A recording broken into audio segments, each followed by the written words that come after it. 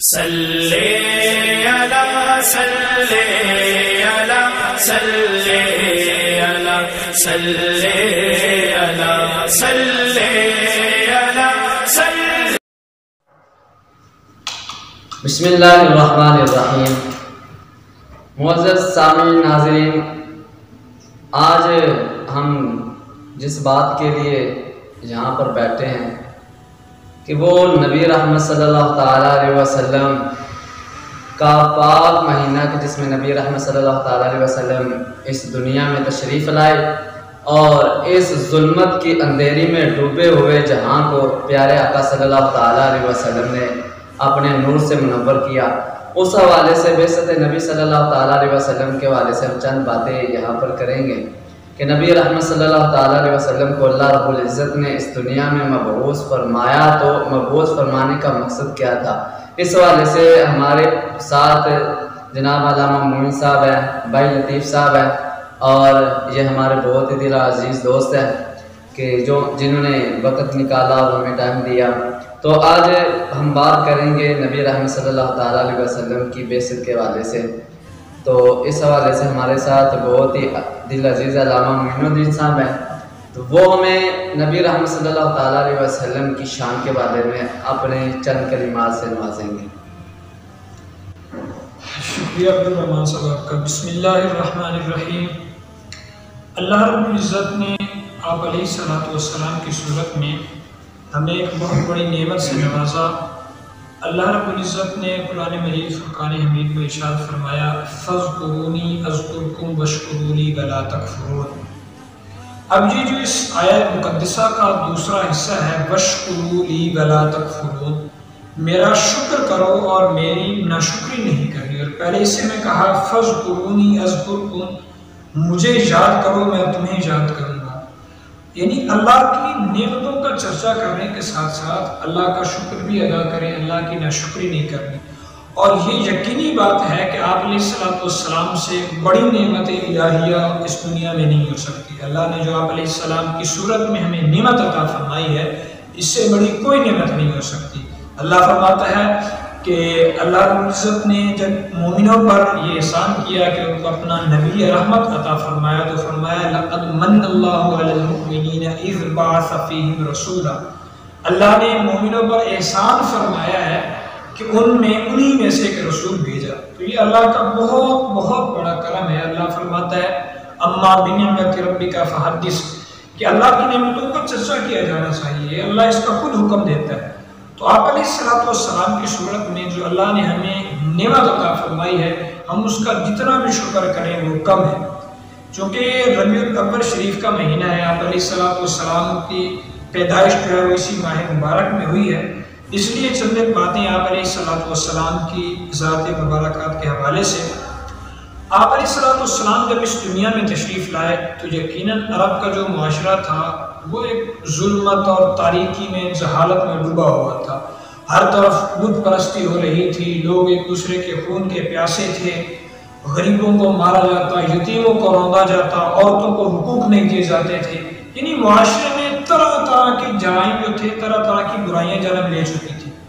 لیکن آپ علیہ الصلوۃ والسلام نے اپنی پاکیزہ سیرت سے، اپنی پاکیزہ کردار سے اس معاشرے کو ٹھیک کیا. اپنی سیرت سے یہ بات ثابت کی کہ معاشرہ کیسے درست کیا جا سکتا ہے، اس سے معاشرتی برائیاں کیسے ختم کی جا سکتی ہیں. آپ نے جھوٹ کا قلعہ کما کیا، جہالت کو ختم کیا، علم کی شمع روشن کی. جو غریب تھے ان کا آپ علیہ الصلوۃ والسلام سہارا بنے، جو یتیم تھے ان کو آپ علیہ الصلوۃ والسلام نے مدد دی. اس لیے شاعر نے کیا خوب کہا، وہ نبیوں میں رحمت لقب پانے والے، رادے غریبوں کی بر لانے والے.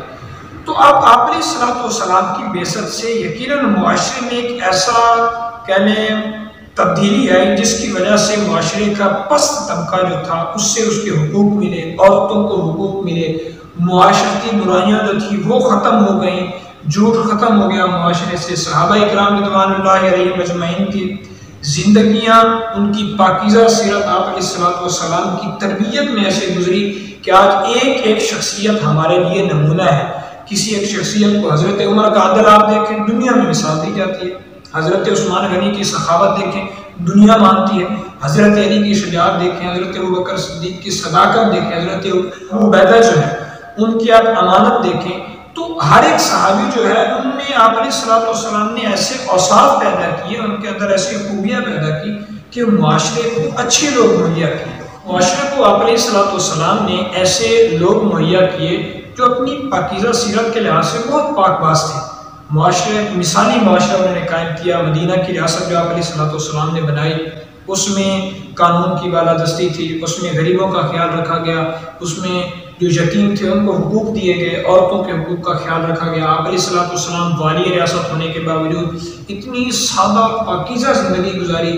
مسجد نبوی بن رہی ہے، آپ علیہ الصلوۃ والسلام ساتھ کام کر رہے ہیں۔ خندق کھودی جا رہی ہے، آپ علیہ الصلوۃ والسلام ساتھ کام کر رہے ہیں۔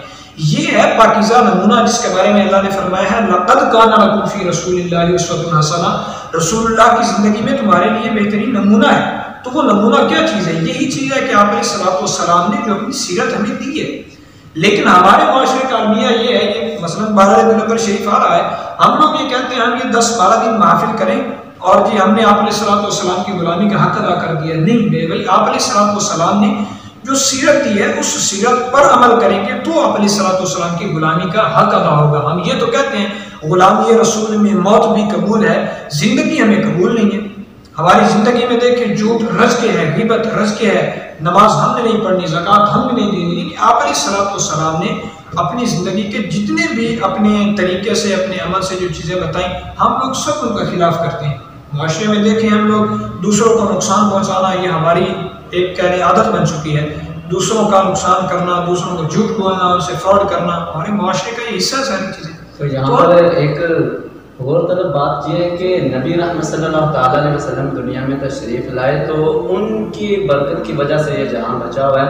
آپ تاریخ پر نظر دوڑائیں تو پہلے جب کوئی بھی حضرت نوح علیہ السلام کی قوم، جب آپ نے ان کو بہت لمبا عرصہ نبی اللہ رب العزت کے حوالے سے اللہ رب العزت کی توحید کا پرچار کیا تو قوم نہ مانی، اللہ نے سلام نے غلط تباہ و برباد کر دیا۔ صالح علیہ السلام کی قوم کا دیکھ لیں، فرمایا کہ اس اونٹنی کے رگیں جو وہ نہیں کاٹنی، انہوں نے کاٹی، تباہ و برباد ہے۔ ہاں یقیناً اس طرح جہاں بھی نافرمانی ہوتی ہے اللہ فرماتا ہے وَمَا كَانَ اللَّهُ لِيُعَذِّبَهُمْ وَأَنْتَ فِيهِمْ، اے نبی آپ ان میں موجود ہیں اس لیے میں انہیں عذاب نہیں دیتا۔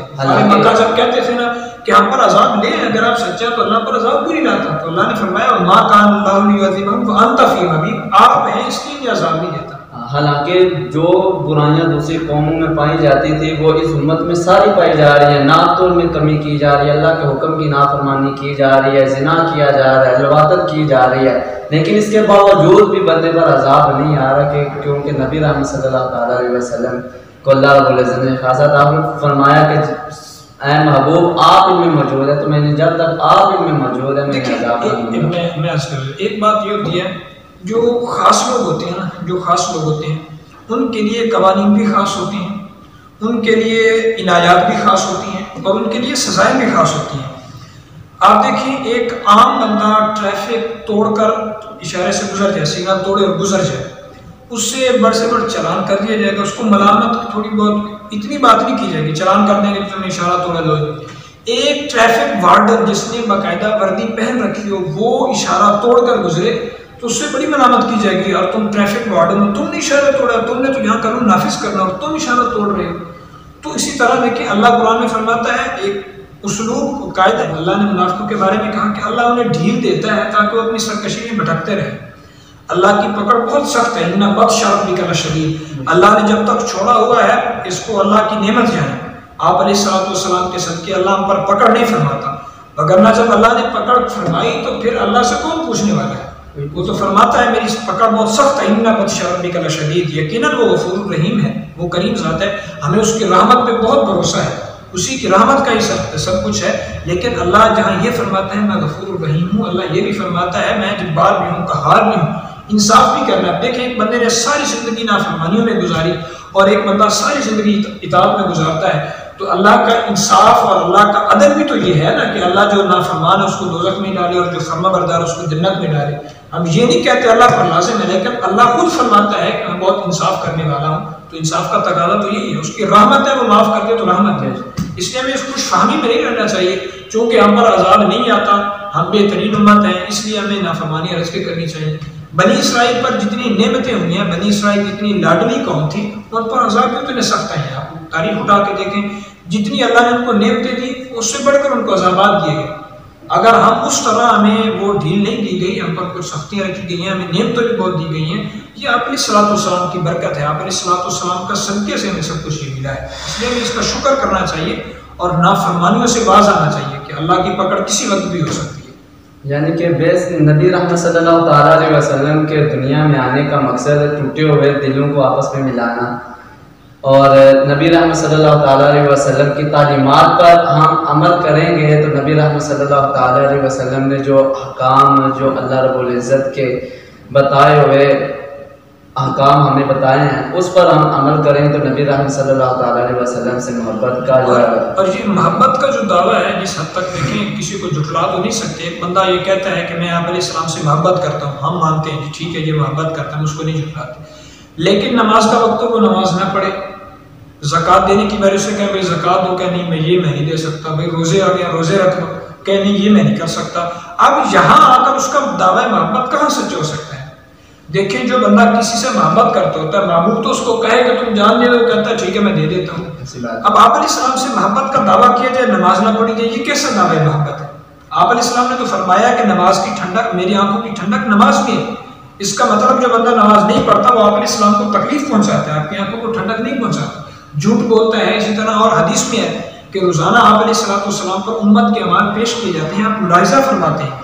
اب اس میں آپ علیہ السلام دیکھتے ہو کہ میری فلاں امتی نے نماز نہیں پڑھی، فلاں نے جھوٹ بولا ہے، فلاں نے غیبت کی ہے، کیا دل مصطفیٰ دکھتا نہیں ہوگا؟ ہم کیسے محبت کا دعویٰ کرتے ہیں؟ یہ تو محبت کا دعویٰ نہ ہوا کہ دعویٰ کرے رسول اللہ کی غلامی کا، محبت کا، اور نماز نہ پڑھے، جھوٹ بولے، زکوٰۃ نہ دے. یہ کیسی محبت؟ محبت کا دعویٰ تبھی سچا ہوگا جب آپ علیہ الصلوۃ والسلام کی تعلیمات پر عمل بھی کیا جائے. جو آپ علیہ السلام نے ہمیں احادیث اور قرآن کی صورت میں دیا ہم اس کو تسلیم کریں، اس پر عمل کریں.